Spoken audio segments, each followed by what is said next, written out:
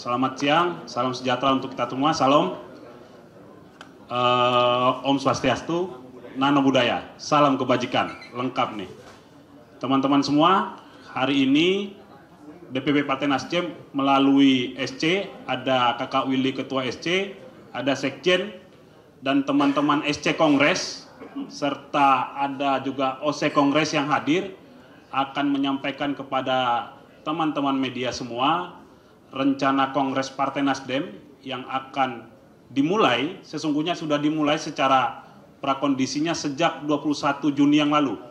Di sini nanti rangkaiannya akan berakhir pada 27 Agustus. Dalam rangkaian itu nanti Kakak Willy sebagai Ketua SC akan menyampaikan beberapa agenda yang bisa kita sampaikan kepada kawan-kawan. Untuk itu, kepada Kakak Willy, saya persilakan. Ya, makasih Kak Jafar. Assalamualaikum warahmatullahi wabarakatuh. Kakak Hermawi Taslim, Sekjen yang kami hormati, kakak-kakak semua, SC ini rata-rata, ada Kang Yoto, Kak Dosi, Kak Martin, Kak Fauzi, semua lengkap ini. Kakak-kakak semua, hari ini kami melakukan konferensi pers terkait dengan Kongres Partai Nasdem yang akan diselenggarakan 25, 26, 27 Agustus. Jadi sebelumnya pernah kami sampaikan, Kongres ini insya Allah akan dibuka oleh Presiden Jokowi dan akan ditutup oleh Presiden terpilih Pak Prabowo Subianto. Kakak-kakak semua, Kongres kali ini temanya adalah sinergi membangun bangsa. Itu tema besarnya. Artinya spirit kolaboratifnya dikedepankan. Ini yang membawa Nasdem sebagai partai yang ingin membangun sinergi bukan hanya dengan partai politik, tapi dengan satu political society, yang kedua civil society, yang ketiga business community, yang keempat adalah government, pemerintahan, yang kelima adalah teman-teman sendiri yang hadir di sini, media. Ini adalah pilar demokrasi yang kemudian kita ajak involve di dalam Kongres ini. Jadi ini kongres yang panjang dan kemudian melibatkan banyak orang. Ada 3 pilar penting yang diusung di dalam kongres ini. Yang pertama adalah pro perempuan. Maka kemudian nanti dituangkan di dalam Kongres Perempuan Indonesia yang tadi Kakak Jafar sampaikan sudah kita mulai kick off dari 21 Juni kemarin. Yang kedua adalah setelah pro perempuan adalah pro lingkungan atau go green.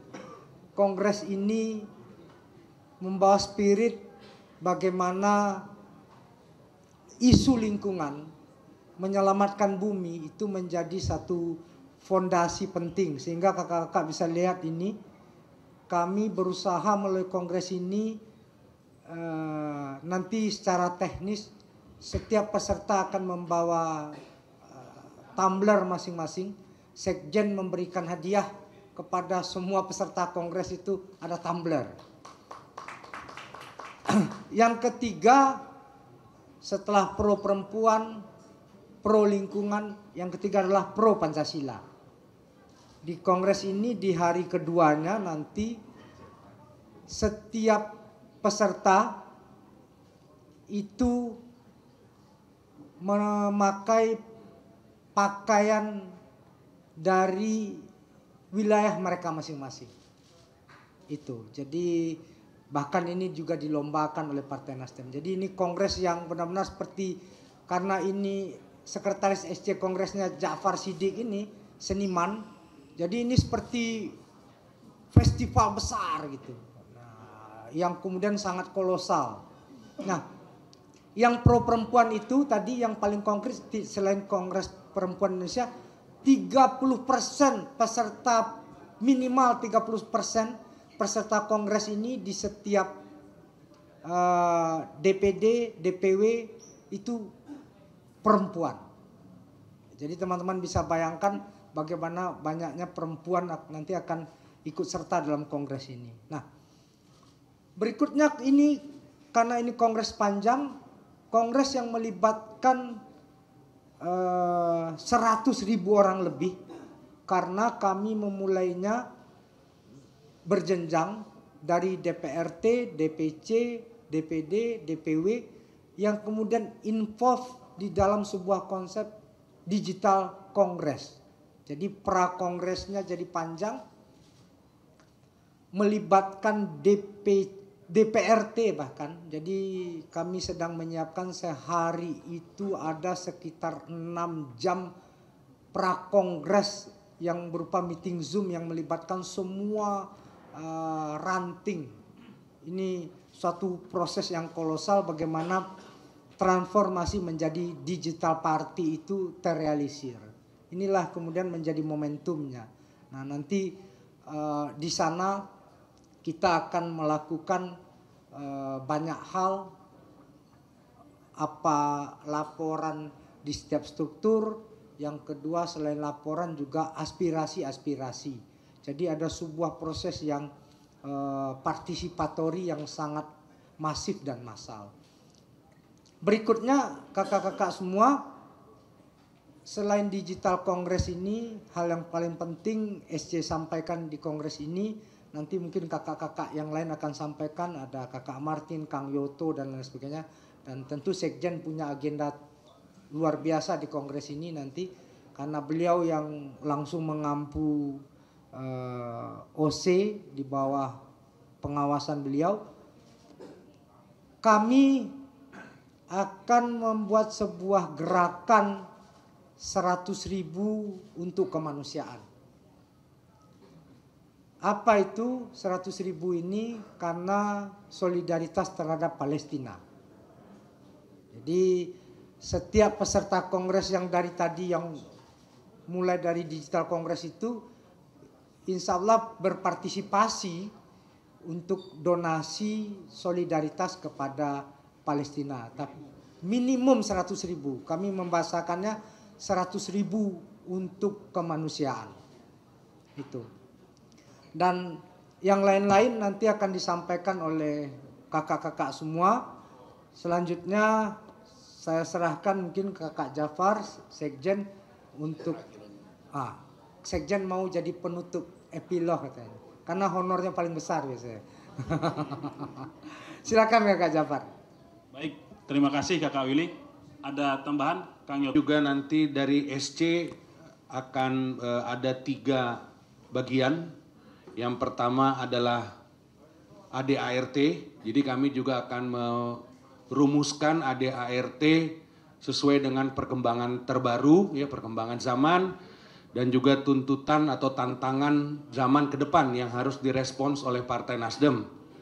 Yang kedua, kami juga akan merumuskan rekomendasi Kongres kepada seluruh pihak-pihak yang berwenang, termasuk kepada pemerintahan baru. Jadi dari rekomendasi Kongres ini kami akan menyusun agenda-agenda prioritas yang menurut Kongres Partai Nasdem menjadi satu common ground dari Partai Nasdem dengan seluruh stakeholder yang ada, termasuk dengan pemerintahan baru, untuk kita perjuangkan selama 5 tahun ke depan. Jadi diantaranya adalah bagaimana kita merespons persoalan ekonomi yang kita tahu sekarang juga masih cukup menantang, ya, di tengah keterbatasan fiskal kita. Juga persoalan politik dan hukum, bagaimana reformasi hukum harus dilakukan, dan juga reformasi terhadap lembaga-lembaga hukum untuk bisa lebih mendapatkan kepercayaan dari masyarakat, tetapi juga tidak terus-menerus, ya, mengorek-ngorek kesalahan yang sebenarnya sudah jauh di belakang. Jadi harus ada satu kepastian hukum agar apa? Agar hukum bisa berdiri dengan efektif, bisa ditegakkan, tapi juga tidak dijadikan alat untuk penyanderaan. Di antara lagi adalah bagaimana kebijakan fiskal kita ya yang lebih prudent, termasuk tidak terbatas tapi termasuk kepada penggunaan bansos misalnya, agar benar-benar digunakan pada saat keadaan darurat. Jadi ini juga satu kebijakan fiskal yang lebih prudent. Banyak hal lagi yang tentu tidak bisa semuanya saya ceritakan di sini, tapi nanti harus dirapatkan oleh peserta kongres untuk menjadi agenda-agenda prioritas dan common ground antara Partai Nasdem dengan seluruh stakeholder, termasuk pemerintahan baru yang akan mulai bertugas pada 20 Oktober 2024 yang akan datang. Jadi saya pikir itu tambahan dari saya kembalikan ke Kakak Jafar. Baik, terima kasih Kakak Martin, Kakak Sekjen.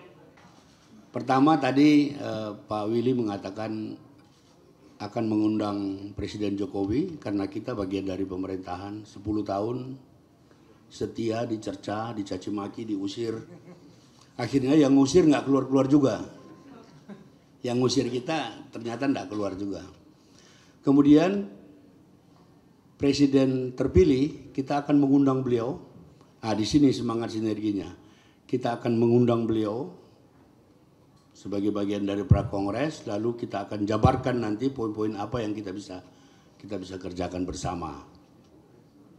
Prakongres ini berlangsung sejak 21 Mei. Jadi kemarin 21 Juni itu sudah kick off. Setiap hari ada kegiatan, jadi ada seminar, ada simposium, ada diskusi panel, ada pameran buku, ada pameran alat-alat pertanian, itu pameran pendidikan, diskusi buku.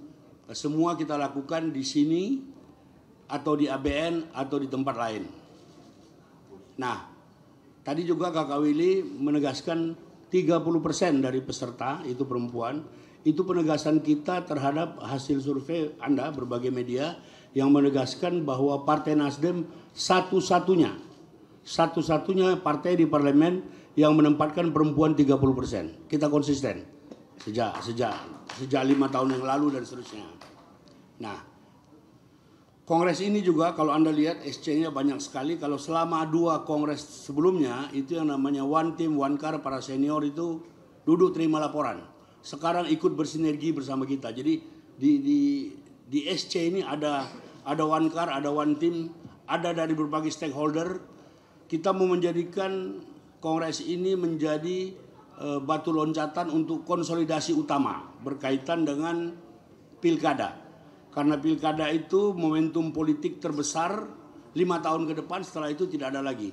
Jadi nanti kita punya 2.202 anggota DPRD dari kabupaten, kota, provinsi sampai RI. Mereka nanti akan dibekali dalam prakongres ini, akan mendapat pembekalan dari SC. Kita mengalami kenaikan 340 anggota. Jadi kalau dari segi ranking, kami tetap ranking 4, tapi jumlah anggota kami itu naik dari 1.862 menjadi 2.202. Ekuivalen dengan 17-18%. Saya kira itu beberapa pengantar pernyataan saya. Hitungan yang tadi itu setelah PSU di Kota Ternate, kita merebut 1 kursi lagi dan kita menjadi ketua. Kemudian kita merebut 1 kursi lagi di Kabupaten Teluk Bintuni, kita juga jadi ketua. Jadi minggu lalu yang saya laporkan ke SC, sekarang tambah 2 lagi.